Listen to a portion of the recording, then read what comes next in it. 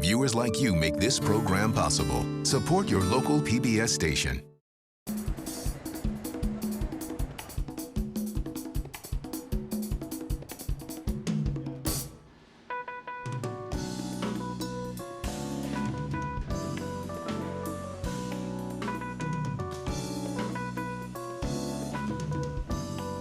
Injera is really the staple. It's beyond just being a bread. It's something that we eat in everything we have in Ethiopia. If we come like 4 o'clock, we shortage.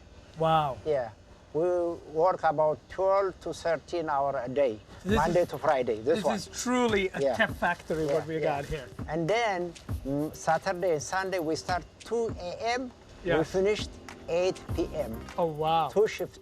Can you show me the kitchen? I want to see where you make the injera. Come on, yeah. And here we got the injera. Injera, right? yeah. And then you swirl them, right? Nice. See? Got it. Pick up your hand, up. Yes, not too much. Yeah, go ahead, it's okay. Good job. Oh my gosh. There we go. Good job. Close it. Yeah. How many injeras a day do you guys sell, you think? Oh, that's a lot. It's 3,000, 4,000 pieces. A day? Yeah. So you go in. We can hire you if you know how we make injera. No. Put it either one. Good job. Well, I'm ready to eat. I'm Chef Marcus Samuelsson, and as an immigrant born in Ethiopia and raised in Sweden, food to me has always told a deeper, more personal story. It's a path to culture, identity, and history. Now it's a party. I'm going across the country to learn more about America's immigrant communities and culinary traditions, to see how food connects us all across the United States.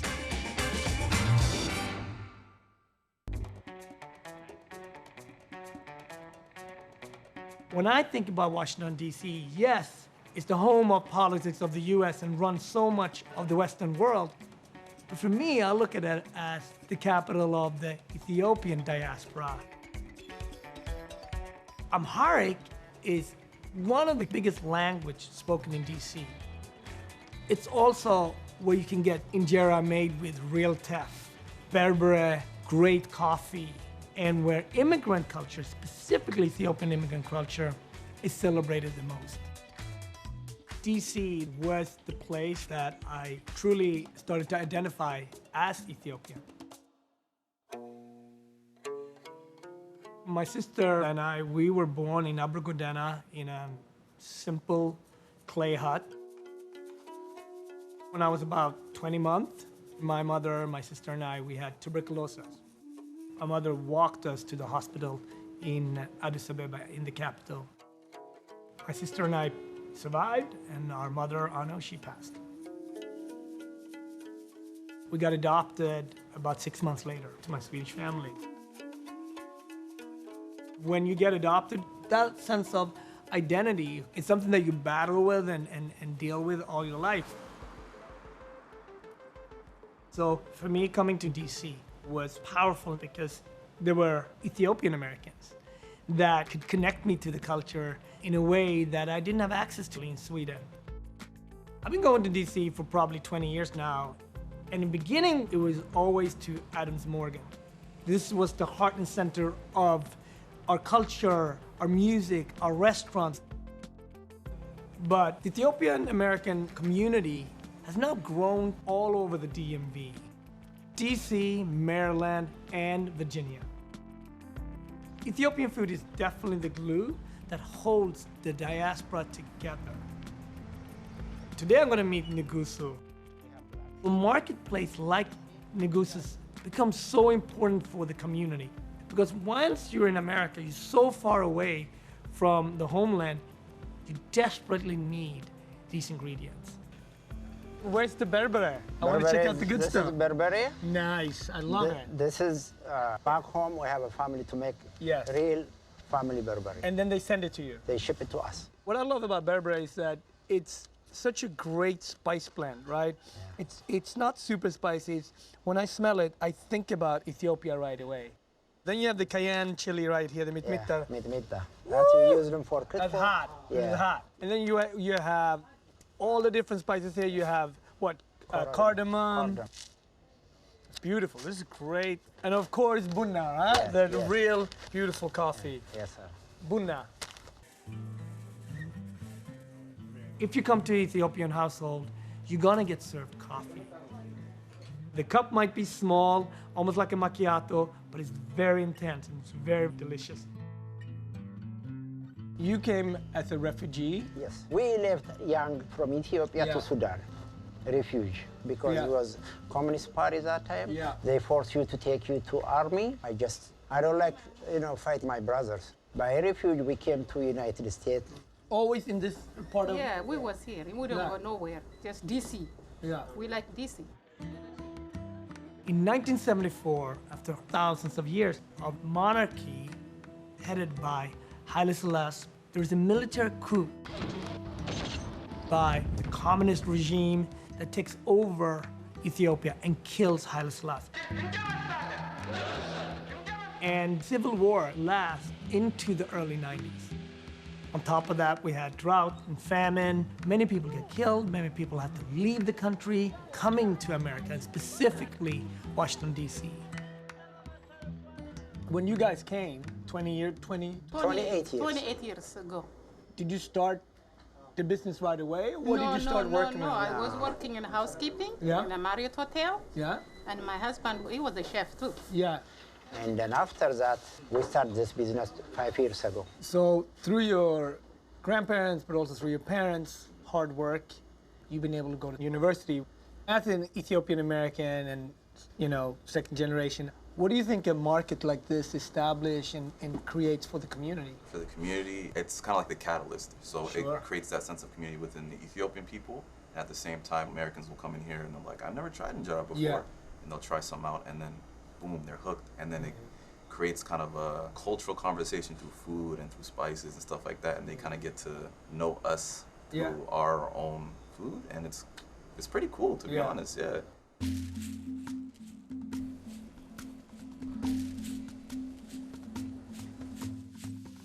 Ethiopian food, it's a cuisine that has very little sweetness.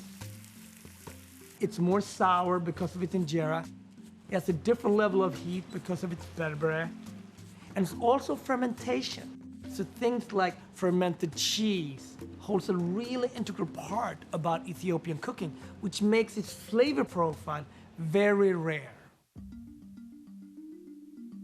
One of the most remarkable things when you talk about Ethiopian food is that it has no real comparison to any other cuisine.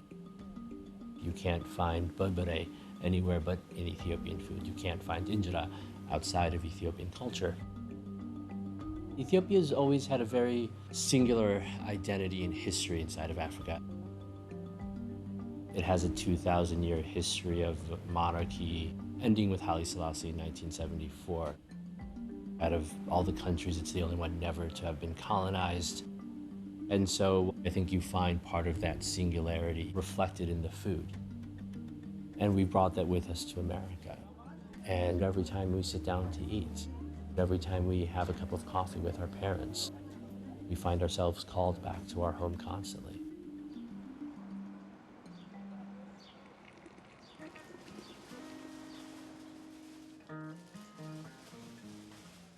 The coffee ceremony, it brings people together. That's what we brought from Ethiopia. That's the most beautiful culture. The Ethiopian coffee, it's the way we prepare it, is completely different.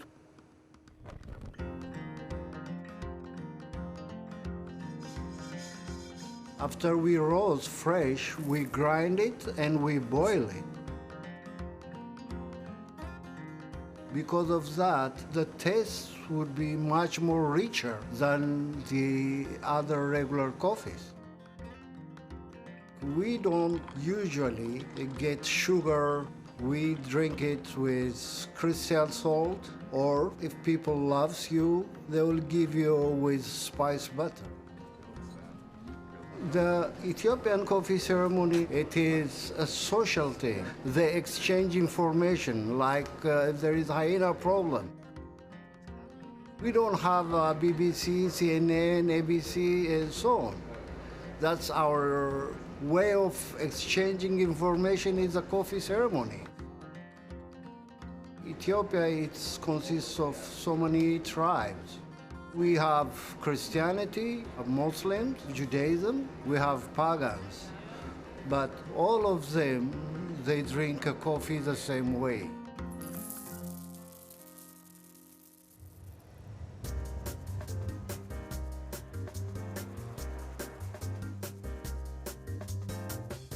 Maki is a really important person in the Ethiopian American community. I know Maki from his days in Harlem. He used to have a band. He also worked on Wall Street. So he's very diverse in his education. He can talk to anybody about anything and everything that is Ethiopian. What do we got, Maki? What do we have here? Well, it's called masob. Yes. This is where traditional in old Ethiopian family where every household share a meal, the entire family. Yeah. And we have the base injera. Yeah. We have the dorowet. We have the cabbage. Yeah. We have the lentils. And Split the peas, split right? peas, it's called kick. And beets and potatoes. So lots of vegetables. Lots right? of vegetables. And we eat with our hands, right? Absolutely. The taste is much better when you eat it by hand. Yeah. Traditionally, that's how it's done. If you could put all the sauce and the veggies in it, Yeah. and take a gursha. What's the meaning of gursha? What is that? Gursha means like you actually feeding a loved one or feeding yourself. You just took a gursha. So that gursha is actually sharing the love. The mother feeds the daughter, the mother feeds her son, her husband. Yeah. So it's a love sharing. One of the cool things with Ethiopian culture and food is that Ethiopia is the only country in Africa that never got colonized, right? Right. You know, if I eat in another country in Africa, food is delicious, but you can always see the European influences, Influence in that, right? right. And I think that makes our food so distinct and uniquely different. Right, unchanged for thousands of years. Yeah. So it's a soul food. Yeah. When I'm really hungry, like it's not only my stomach, my soul, it takes me back It home. craves and you. It kind of grounds me to like, okay, I'm back now, you know? That's great. Yeah. Ethiopian food has also kept its identity through fasting. There's about 200 fasting days in the Ethiopian food culture that is shared across religions. That doesn't mean you don't eat. It just means that you're taking less meat, you eat less dairy. Imagine more than 90 million people with different religions are fasting together, which makes it a very powerful Ethiopian experience. So Maki, being a Muslim in Ethiopia, what does that look like in terms of food? Even in Muslim households, sometimes like where I grew up, and we don't eat meat for a week. So Ethiopian diet is based on vegetarian I'm food. vegetarian. And then when you break the fast, that's when the big meat dishes comes in. So it becomes very, very special. Big celebration, a very special. Right. I think it's amazing that many things have changed over the thousands of years, but Right. we held on to fasting. I remember when we got married, Maya and I, the first thing she said was, I want to make sure my village can eat meat. And I meant Absolutely. not just the people that came to the wedding, but actually That's the wonderful. whole village, right? That's wonderful, right?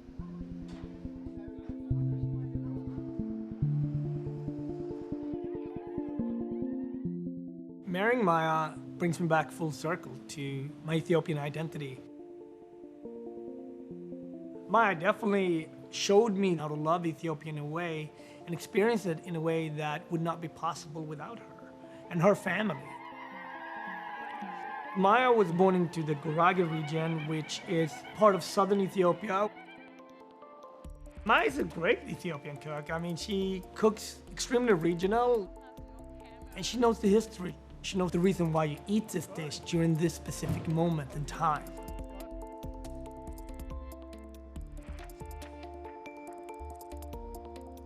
How are you? So good to see you. Darmi is the chef and part owner of Betuseb.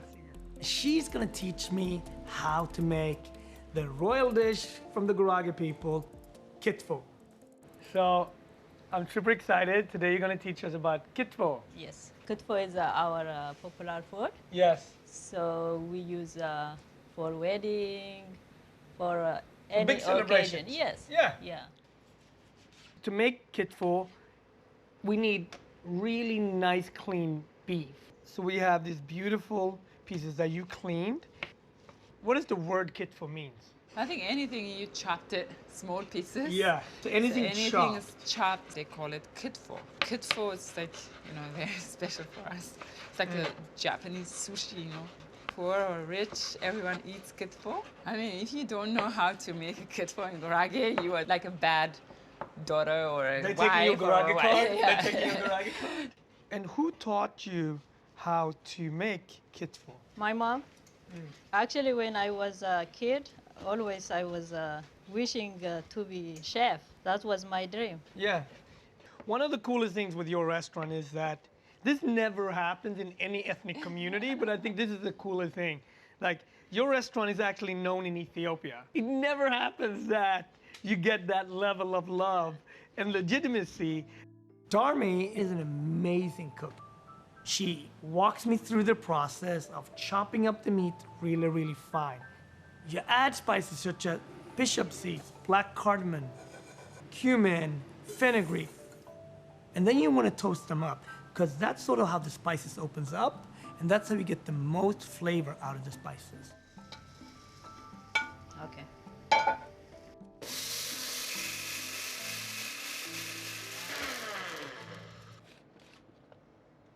Wow. Woo! That smells so good. Can I pour it in here? Yeah, sure.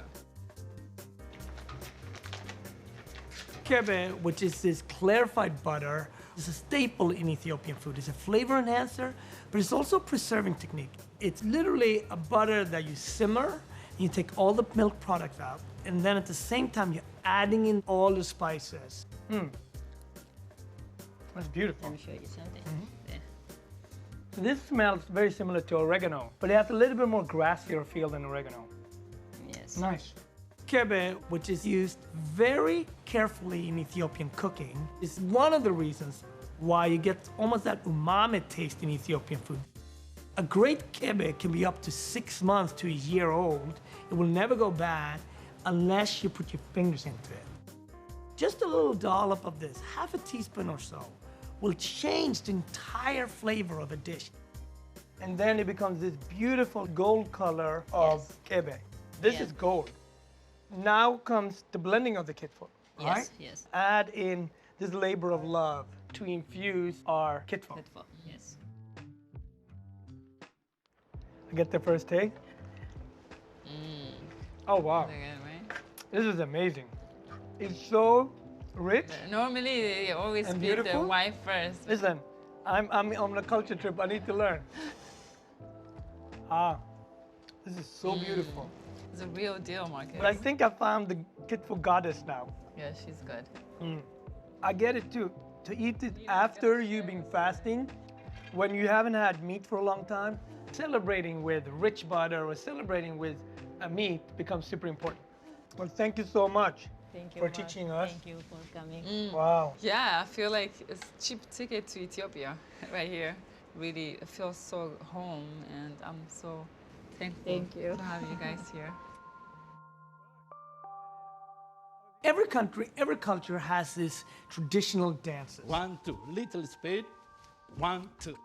Iskista to Ethiopians is as important as being Ethiopian itself. You have Injera, you have Berbere, you have Haile Selassie, you have the runner, and you have Iskista. I would actually put Iskista before the runners even. 1. You're good. Little relaxing. As an adopted child, I missed out on all this Iskista training that you get naturally from just going to any big Ethiopian occasion. So I am in desperate need of some Iskista classes. Could not have asked for a better teacher than Damtu. Was both choreographer and director of the National Theater in Ethiopia from the 90s to 2006 before he moved to the DMV. 1, 2, 3. 1, 2, 3. Again. 1, 2, 3. 1, 2, 3. Good.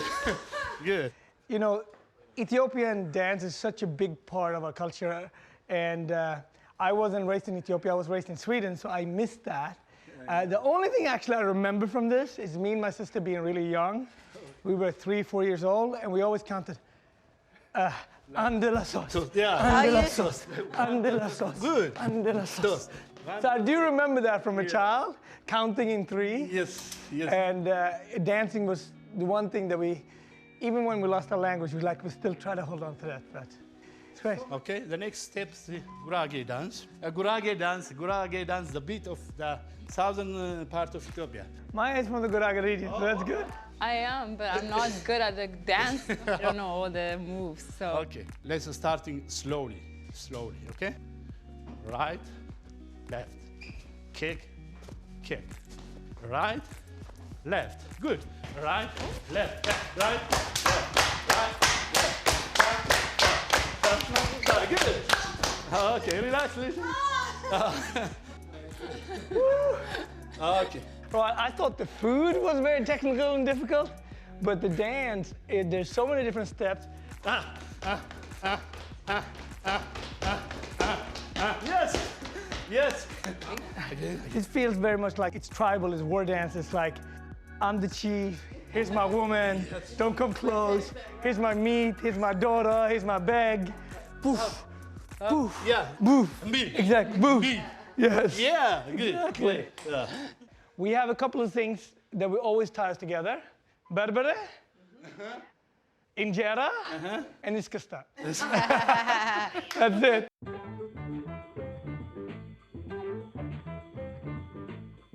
One of the things that I love about being Ethiopian is that we keep these traditions in place and alive in America.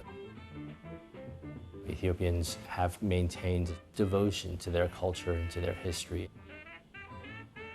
Haile Selassie represented a black identity that was not subservient, that was enormously proud, that was free from racism, free from slavery, and free from subjugation. And so when you come to America, you're suddenly forced to confront a type of racism you've never known or really understood before.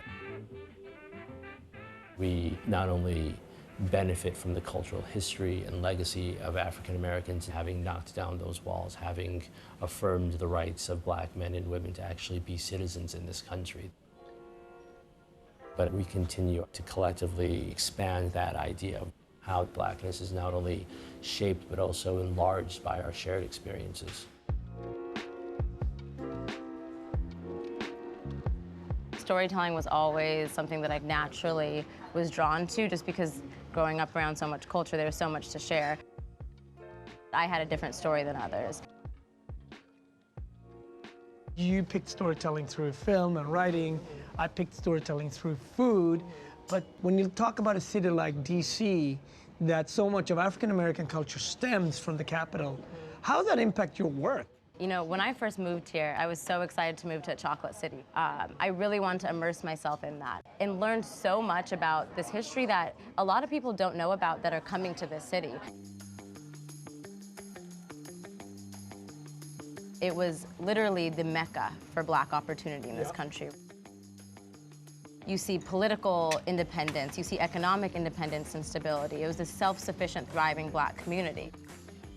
I was amazed by this rich culture here. You know, go-go music, their fashion, local streetwear. You know, to the large ear, we'll look at black people as one.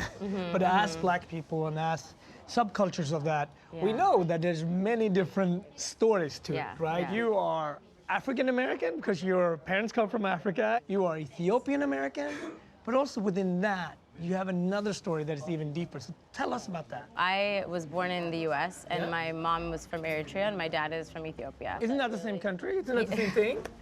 Yes, it's a question I get a lot.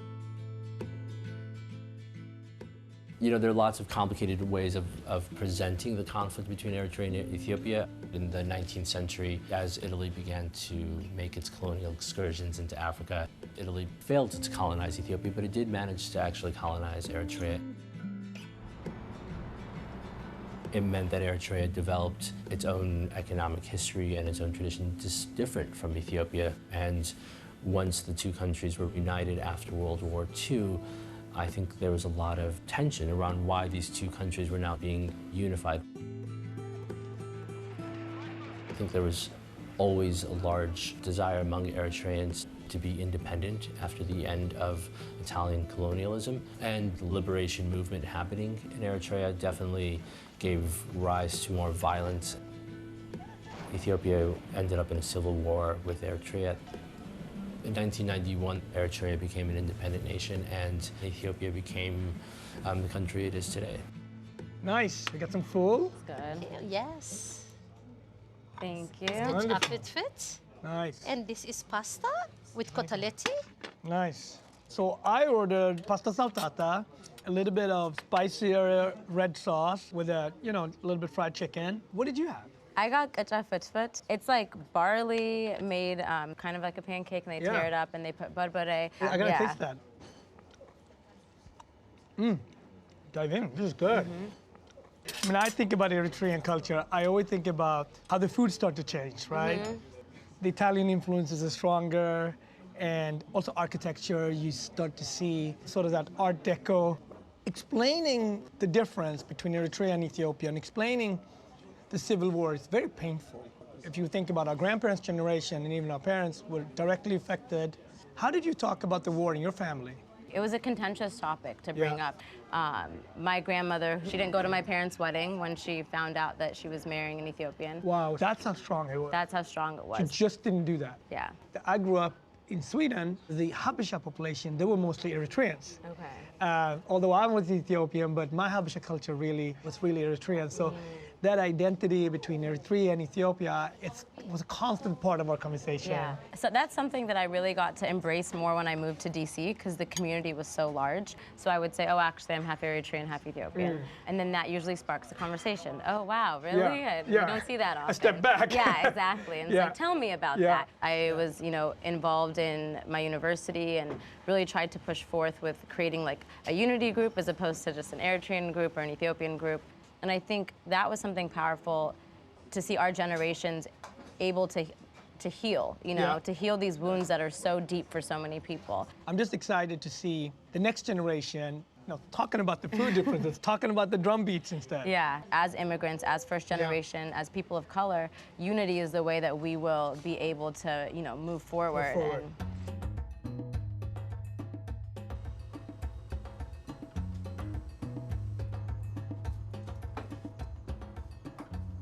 So today I'm gonna cook Eritrean breakfast full. All Ethiopian Eritreans, we gather over Eritrean breakfast. One of my favorite dishes is full, right? Breakfast full. Okay, that's my favorite too. Full is essentially a bean stew, right? Which is really eaten all over the Arab Africa, but also the Arab world, right? Like Sudan or Egypt. Somalia. They eat it, Somalia. They eat it every single day. So it's a staple, the way Ethiopians have injera. Exact. Full is that. Yes, sir. So basically you start with dry beans. This is a dry beans. Okay. It comes from Ethiopia most of the time. So this has been soaked overnight? It has been soaked overnight. So you boil it for 2 or 3 hours. I have dehydrated fava bean right here. When people have hard time to find meat or can't afford it, you need protein, you need other types of things that are gonna fill you up. And this is perfect. Plus it's healthy. It is very healthy food. So tell me, when did you come to America? Since 1992. I'm here in Washington. I was 17 when I left home. So I've been here for 26 years. So I know more about Americans more than being in Eritrea. Yeah.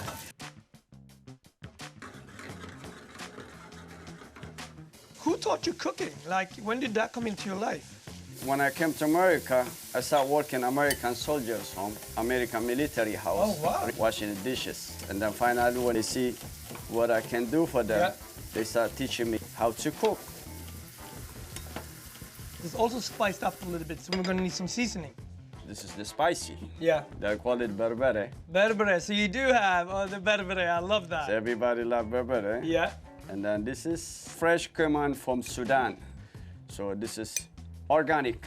We got some boiled eggs, that's great, it's awesome.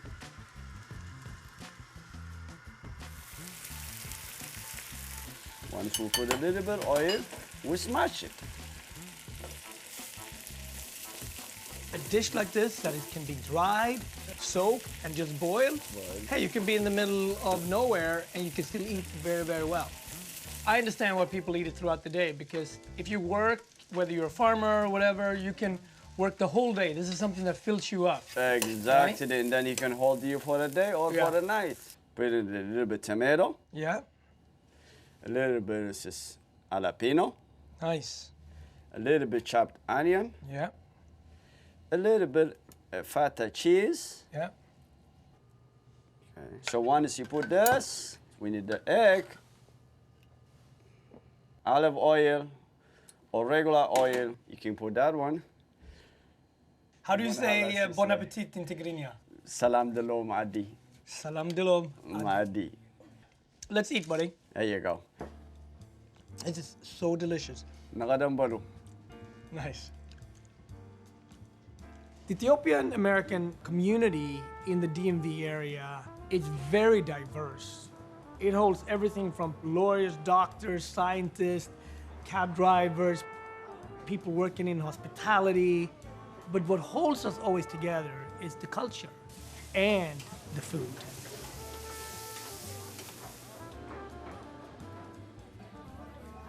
Dama Cafe and Restaurant is an anchor restaurant for the Ethiopian community. እሺ ሁለት ላቴ አንድ ኮምቦ እና አንድ ፉል This is a place where every kind of Ethiopian come to congregate. I think it is not only a restaurant or a coffee shop business. Dama Cafe is like a community center for many Ethiopians around here, from the dishwasher all the way to the doctors and lawyers. This is where we congregate for food, for politics, for sport, and for any kind of community functions. At the same time, Dama Cafe is very popular with the taxi cab community. Taxi cab drivers are the best connoisseurs of any kind of food. They know where the best food is at. Hailo's been driving cabs for over 30 years, but way before he was driving cabs in America, he was a highly respected musician in Ethiopia. He was performing both during Haile Selassie's time, but also during the communist regime. And it was very, very hard to perform the music that they wanted to perform because everything had to be edited by the government. So one day when they were touring in America, he decided to stay. How are you? Hey, Lord. Mr. Hailo, it's such an honor to meet you. It's the same here, man. You actually lived just as long in America than in Ethiopia. So, are you American or Ethiopian? I'm a citizen. I'm Good answer. Good answer. I'm a dual citizen. That's good. That's good. That's good. And you know what? When people love your music, it don't matter what the passport says, right? You know, it's when people think about Ethiopia, it's so historical, sophisticated. There was national theater, there was music schools. It's investment in culture, right, from the government side, which is unbelievable because when people think about Ethiopia, I don't think that story is being told, the richness of culture. I think it's almost at that time, it's a kind of like a musical revolution time. One of the great cultural moments in Ethiopia's more contemporary history has been the rise of Ethiopian jazz. It borrows from the American jazz tradition, but also really takes from Ethiopia's own musical tradition and comes up with this incredibly vibrant, at times mournful, but also very rhythmic and beautiful sound unlike any other jazz that exists in the world. After the overthrow of Haile Selassie, what had been a very rich and burgeoning cultural nightlife and music scene suddenly found itself scattered all over the world. So fast forward, it's 1981, you get the chance to play in America. Yeah. Did you know already that you would stay? How did this come about? Well, you know, when I came here, I was a band leader. Then we had a tour for 2 years almost. My plan was like maybe to stay about 5 years. Once you get in here, you know, everything is not the way how I expected. Yes. Back home, have like somebody's gonna support me, like a brother or sister. It's a family life there. For a rent or for something, everybody support each other. But once I remain here, I'm just by myself. Welcome to America. You're on your own. As I said, I started driving taxi 1989. So I was just playing only the weekend. Yeah. And then we formed a trio. What was the band called? The new band? Zula Club. Zula Club. Okay. Zula Band. Zula Band. Great. As immigrants, sometimes we have to make do. Yeah. And sometimes we have to push our dream aside. Oh, sure. But you held on to your passion. But at the same time, paying the bills. I hear your studio is in the car. Yep. Like where we practice session is in the car. Yeah.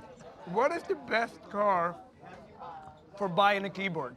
Is there a brand that is better, like Toyota or Volvo? No, it doesn't matter. I'm looking only the trunk. The trunk.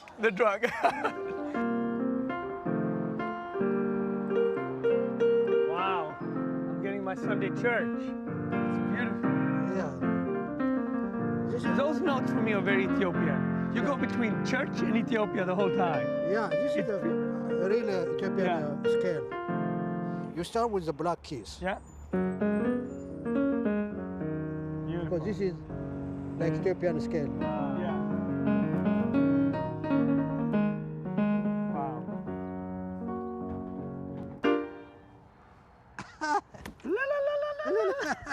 It's absolutely fantastic.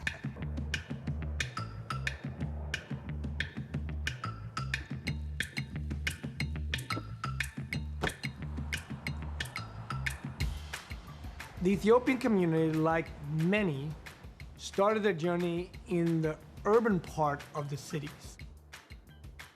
And then you move out to the suburbs for better schools, maybe even a backyard. This is part of that American dream.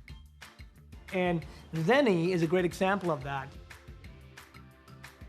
Zeni is this amazing woman. She came here as a refugee, as a young woman.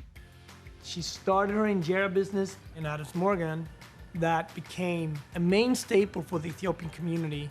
One of my favorite dishes is tibs, and you're gonna show us how to make tibs. Okay. Right? So I'm gonna be your prep cook. You show me the first cut, and then I'm gonna do it. Oh. So how did you start your injera business? Yeah, when we come in this country, I started job housekeeping. Yeah. But after 6 weeks, I was laid off, and my husband, he don't have a job. Me, I don't have a job. So you're in a new country, you're not working, your husband not working? Yeah, we don't have anybody. Wow. So what can we do? I bought one grill and I started to bake injera. And who was your first customers? When we come in this country, we came about 27 people together. You came as refugees? Yes, we came as refugees. So your first customers was really the people you came with? Yes. Did you call it Zeni's Bakery, or what did you call it? The people call it Zennebech Injera. Our injera was the best in the town. So we changed our business into restaurant, 2010.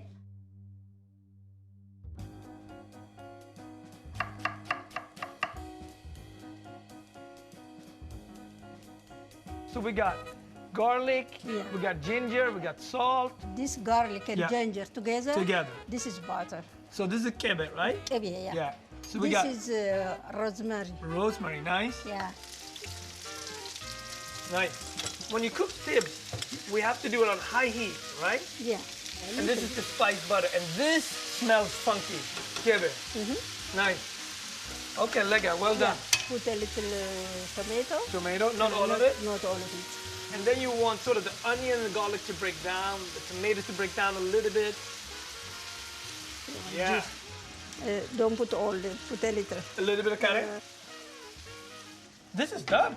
We finished. Yeah, it is done. Yeah, finished. መገልበጫ እዛ ጋር አለን እንዴ? Let's taste together. I like this idea. I'm right here. Okay. I'll be right here. Okay. I'm just gonna open my mouth.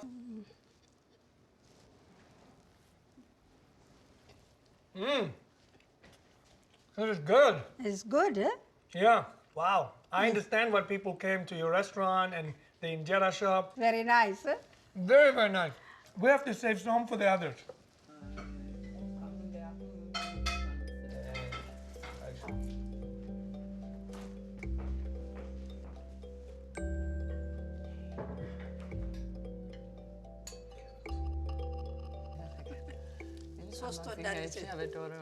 Yeah? We have some tej. This is homemade, huh? Yeah. Wow, I haven't had homemade tej since our wedding. This is my third time actually tasting it. I think this is the best one. This is beautiful. So you came to America via Egypt, right? Yes, yes. So we have $150 dollars in our pocket. 4 people in one apartment like that. Yeah. My husband, he bring a mattress, he bring 2 chairs, 1 table, 2 fork, 2 cup. Our big problem was how to pay the rent. So Mike, you're the youngest. I am. You were born here in America. Yes. You went to a big American university, and knowing that you come from a family that made that happen with $150, right? And in 10 years, they created 3 businesses. That is an amazing story. Yeah. Did that put pressure on you? What am I gonna do? Or did that give you strength? Well, yeah, put some pressure, I would say, just to be honest, but more strength than pressure overall. I mean, you get pretty stressed out about an exam, and then you think about it, 150, you don't know the language, like, that's not stress. Yeah. That's stress. So. That's stress. And then once I finished college, it was either try to get an office job or try to do something good with the family or work with the family, and that's nice. it's fulfilling.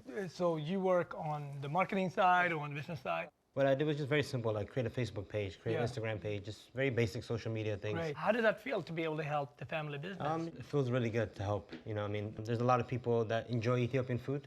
You see that growing every year. So just to be a part of that, really, just to explain what injera is, eat with the right hand, not with the left. There's a lot of interesting little details we can always share with people, and it's just a good feeling, really.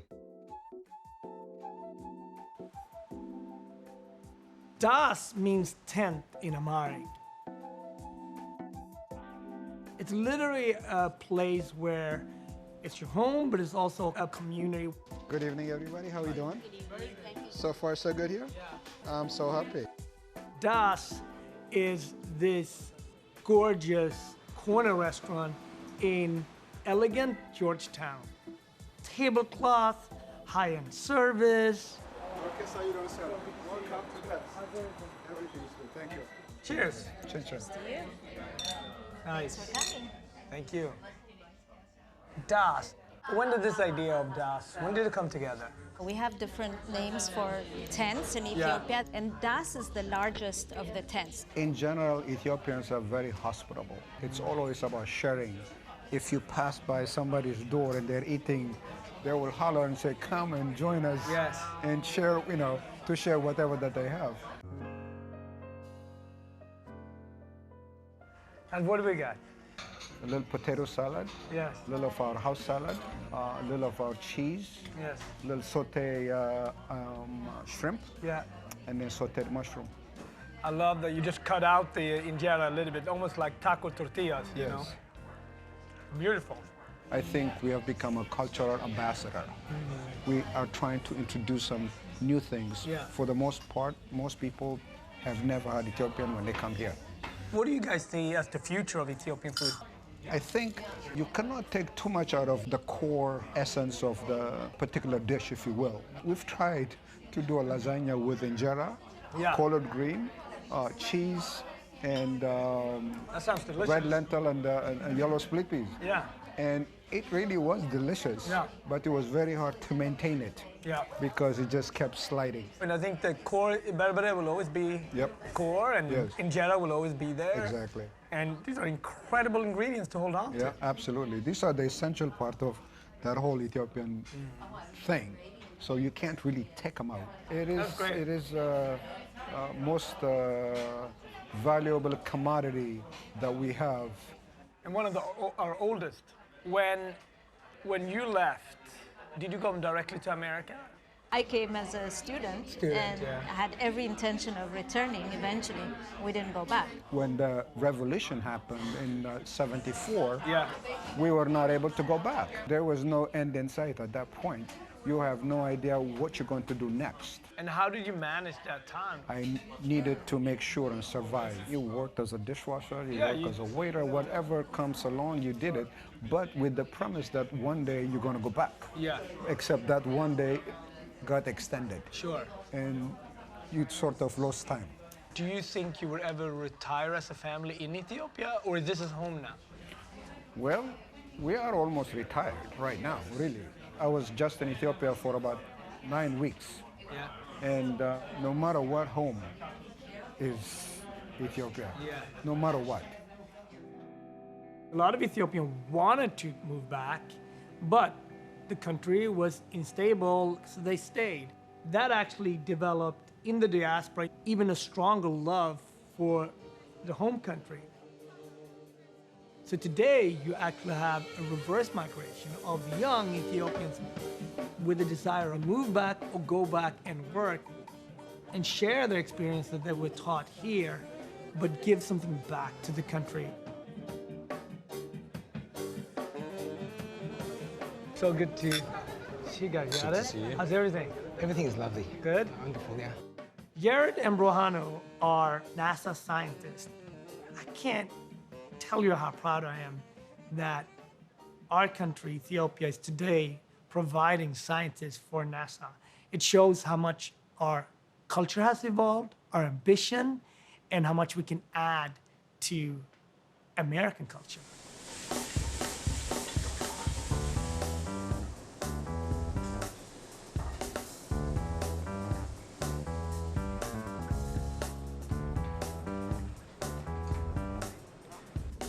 Ooh, tips, perfect. Nice. Thank you. Oh, yes. That's awesome.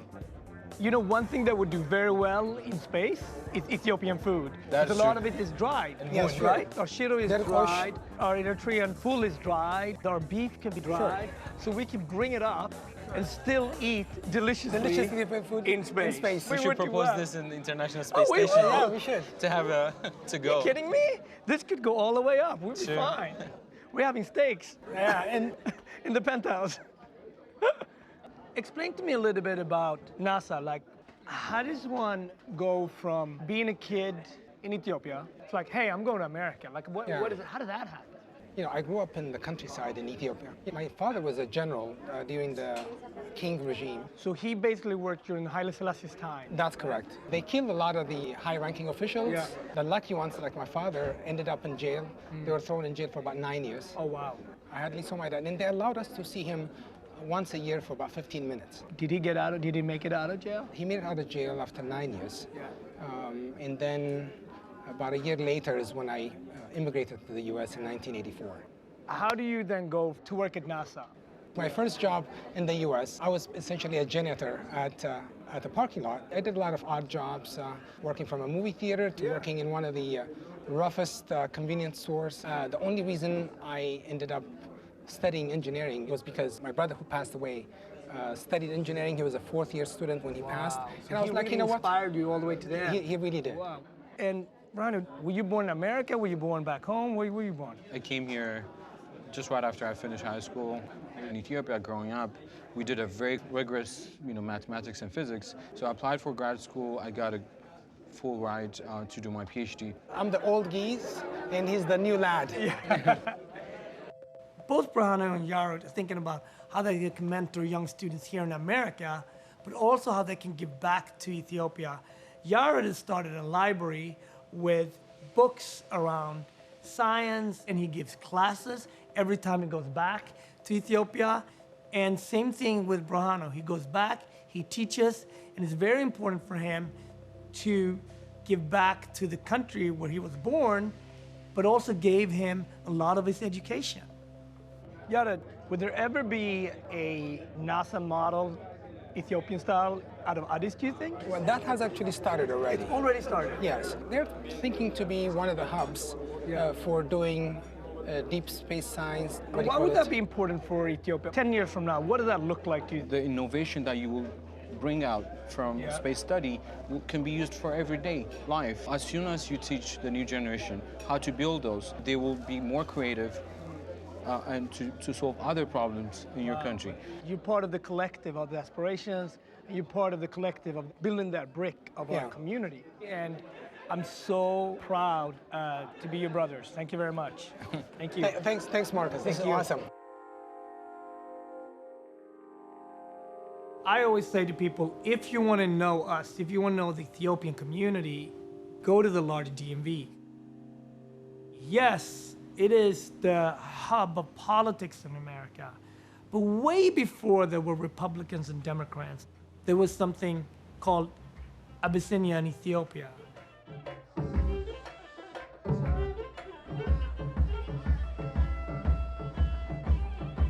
Ethiopia for me is an identity and an idea just as much as there's a culture in a country.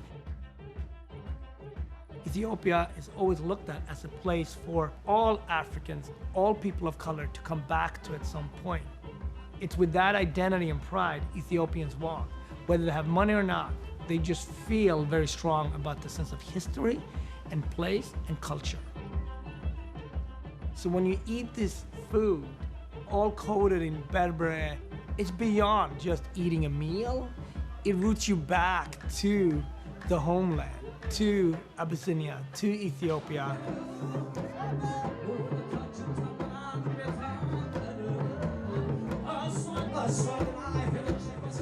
I think it's historical, it's magical. Ethiopian culture today in DC is stronger than ever. In the togetherness, entrepreneurship, its cultural richness, its spirituality. I think the future is really bright for the Ethiopian American diaspora.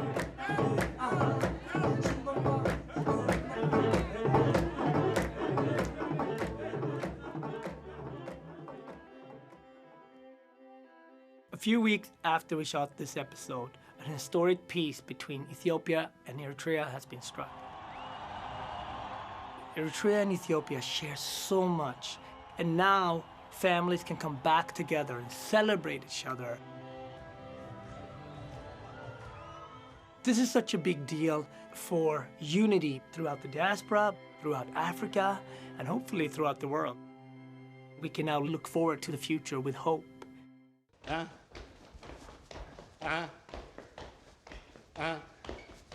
And your chest. 1, 2, 3, 4. Hand. 1, 2, 3, 4. Good. Okay, relax a little. Very like Janet Jackson Rhythm Nation now. I feel it like we are a part of the Rhythm Nation. Yeah. Yeah, you're right.